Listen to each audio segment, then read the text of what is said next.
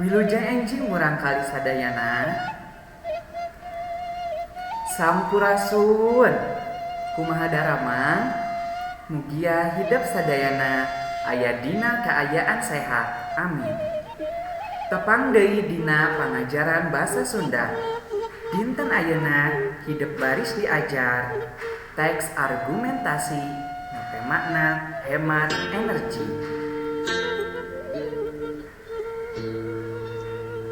Anu kahiji aya maca carita atau membaca cerita. Ku bapa baris dibacakeun ieu carita pek ku hidep tegepkeun sasarengan. Judulna perluna ngahemat energi atau perlunya menghemat energi. Pukul 9:30 bel disada deui. Tandana geus beak jam istirahat kahiji. Barudak anu keur arulin ngaburiak paheula-heula asup ka kelas. Sup Parudi lebet ka kelas. Ayeuna teh giliran pelajaran basa Sunda. Tapi sakedapan Parudi anggur ningal kaluhur kana lalangit kelas. Barudak saha anu poe ayeuna kagiliran piket? Pokna. Barudak anu piket poe harita cangcung ngaracung ka asup midang. Tabu sabaraha ayeuna? Tabu 9:30 Pak. Tembal barudak. Nah atuh lampuna bet harurung keneh? Saur Parudi deui bari rada keruh. Barudak taya nu ngajawab kalah silih reret. Dalam bahasa Indonesianya seperti ini. Jam 9:30 bel berbunyi lagi. Tanda sudah habis jam istirahat pertama. Anak-anak yang sedang bermain berpisah cepat-cepat masuk ke kelas. Masuk Parudi ke dalam kelas. Sekarang giliran pelajaran bahasa Sunda. Tapi sebentar Parudi melihat ke atas ke atap kelas. Anak-anak, siapa yang hari ini kebagian piket? Katanya. Anak-anak yang kebagian piket hari itu mengacungkan tangan termasuk Mika. Jam berapa sekarang? Jam 9:30 Pak. Jawab anak-anak. Kenapa lampunya masih menyala? Kata Parudi sembari mengerutkan keningnya. Anak-anak tidak ada yang menjawab, malah saling melihat. Lamun sakirana geus teu perlu mah mending pareman. Malah kudu saenyana mah. Naon sababna? Pahmi tuluy ngacung. Pok ngomong, margi mayar listrik teh awis Pak. Parudi gumujeng. Bener eta jawaban teh. Tapi teu cukup samaddinya. Cikan aya anu apal teu naon ari PLTA? Barudak gideg teu apal. PLTA teh singgetan tina pembangkit listrik tenaga air. Jadi diurang mah listrik teh ditimbulkeunana umumna make tenaga cai. Tapi teu cukup ku make tenaga cai unggul. Sabab ari mesin pembangkit nama angger dijalankeunna make BBM. Naon ari BBM barudak? Bahan bakar minyak Pak, tembal mita. Tah, bener. Jadi kacindakanana lamun urang make listrik saperluna. Eta sarua jeung ngahemat bahan bakar minyak. Tahabet kudu dihemat lantaran cadangan minyak di jero bumi teh tuluy ngurangan. Hartina dina hiji mangsa mah tangtu bakal beak. Dalam bahasa Indonesianya, jika sekiranya tidak perlu, mending matikan. Malah harusnya seperti itu. Apa sebabnya? Panik lalu mengacungkan tangan. Dia berkata, sebab membayar listrik itu mahal, Pak. Pak Rudi berkata, benar itu jawaban. Tapi tidak cukup hanya itu. Ada yang tahu apa arti PLTA? Anak-anak menggelengkan kepala. Tidak ada yang tahu. PLTA itu singkatan dari pembangkit listrik tenaga air. Jadi, di kita itu listrik ditimbulkan umumnya memakai tenaga air. Tapi tidak cukup hanya memakai tenaga air saja. Sebab kalau mesin pembangkit masih dijalankan memakai BBM. Apa itu BBM, anak-anak? Bahan bakar minyak, Pak. Jawab Nita. Tah, benar. Jadi kesimpulannya, jika kita memakai listrik seperlunya, itu sama dengan menghemat bahan bakar minyak. Kenapa harus dihemat? Sebab cadangan minyak di dalam bumi semakin berkurang. Artinya, suatu waktu bakal habis.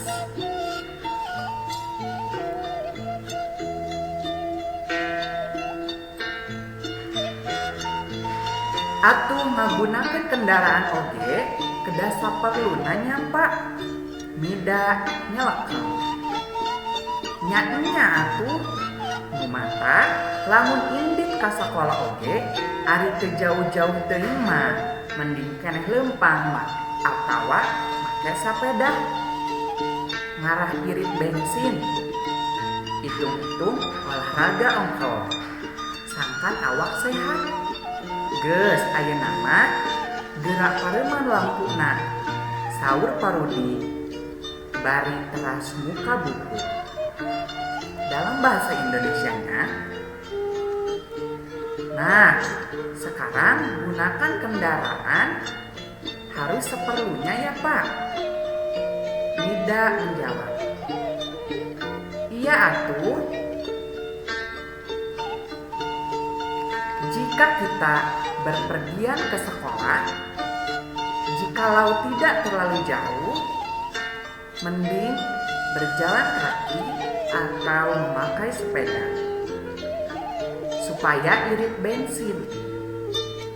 Sembari olahraga juga supaya badan sehat. Nah, sekarang matikan lampunya, kata Pak Rudi sembari membuka buku.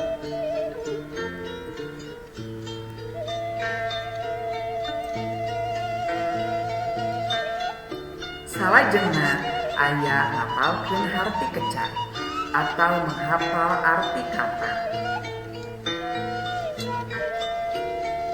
Anu kahiji aya kecap ngaburiak.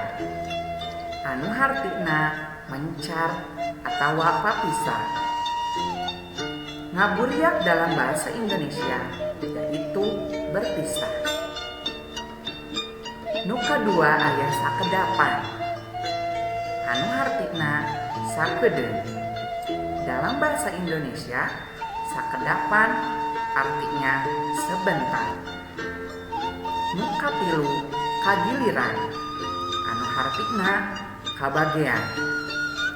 Kagiliran dalam bahasa Indonesia artinya kebagian. Nu Nu kaopat silih reret. Anu hartina patempo-tempo.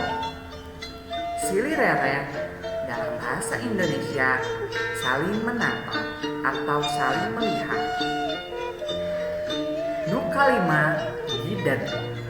Anu hartina embungeun atawa teu daekeun. Gidet dalam bahasa Indonesia artinya tidak mau. Nu kagenep kacindakanana. Anu hartina kasimpulanana. Dina bahasa Indonesia kacindakanana artinya kesimpulan.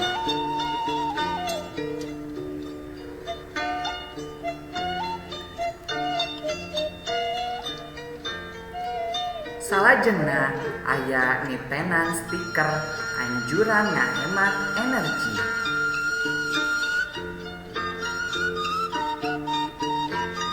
Gambar kahiji sapertos kieu.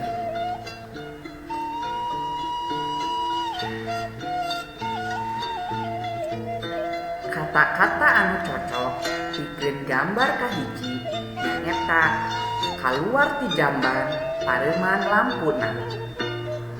Bahasa Indonesianya keluar dari toilet matikan lampunya. Gambar kadua sapertos kieu. Kakecapan nu cocok pikeun gambar kadua nyaeta tos rengse nganggo cabut deui kabelna. Dalam bahasa Indonesia, jika sudah selesai memakai, cabut lagi kabelnya. Gambar katilu sapertos kieu. Kakecapan anu cocok pikeun gambar katilu nyaeta sakola kana sapeda, yuk ngabose. Dalam bahasa Indonesia, sekolah memakai sepeda. Hayu atau yuk goes. Gambar kaopat sapertos kieu. Kakecapan nu cocok pikeun gambar kaopat nyaeta hurungkeun anu perlu pareuman anu teu perlu. Dalam bahasa Indonesia, nyalakan yang perlu, matikan yang tidak perlu. Gambar terakhir sapertos kieu. Kakecapan nu cocok pikeun gambar terakhir nyaeta lempang sama dengan olahraga. Naik kendaraan, polusi udara. Dalam bahasa Indonesia, jalan kaki sama dengan olahraga. Naik kendaraan, polusi udara.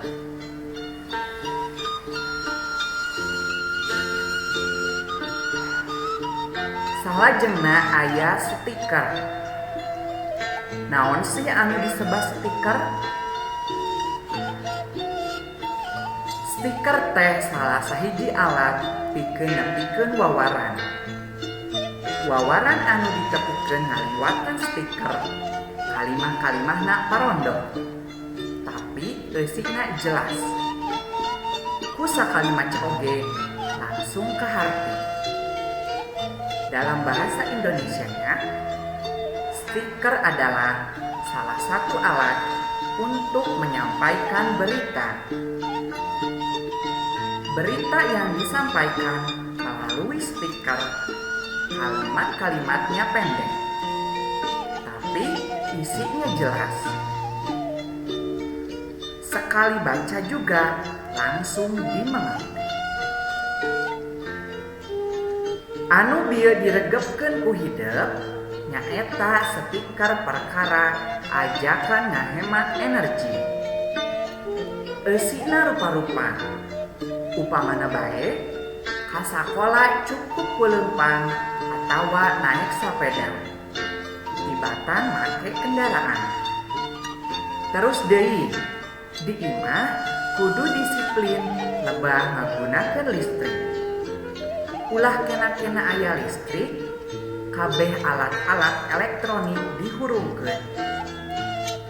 Kitu deui lamun urang kaluar ti kamar mandi. Oma, lampuna pareuman deui. Lampu rohangan sejen oge saperti kamar tidur, dapur, jeung tepas, ari sakiratna geus teu diperlukeun deui mah mending pareuman.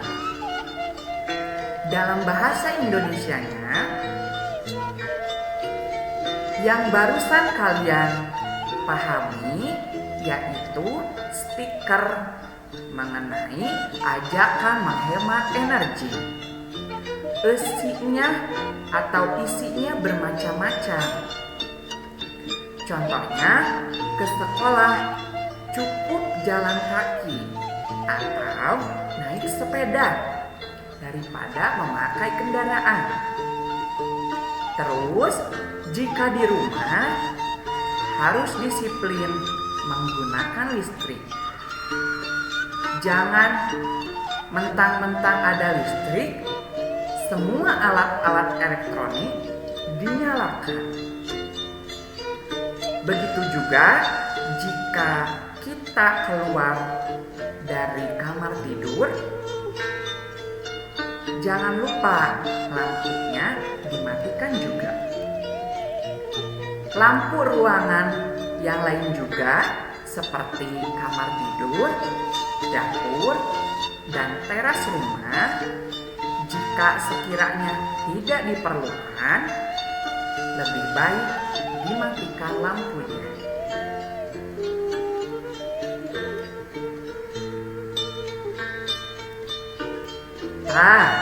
Ayeuna pancen atau tugas hidup nyaeta kerjakeun LKPD kaca atau halaman 16 nepi ka 18 nyaeta pancen 1, pancen 2, jeung pancen 3. Eusian sacara taliti. Jadi ku hidup di eusian kedah taliti. Hasil ngeusiana kedah dikempelkeun. Jadi, jika kalian sudah selesai mengisi, hasilnya tidak perlu dikumpulkan.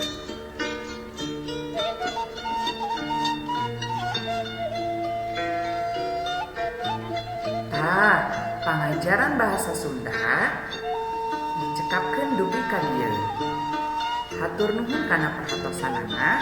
Mugia ilmu nu didugikeun sing tiasa aya mangpaatna.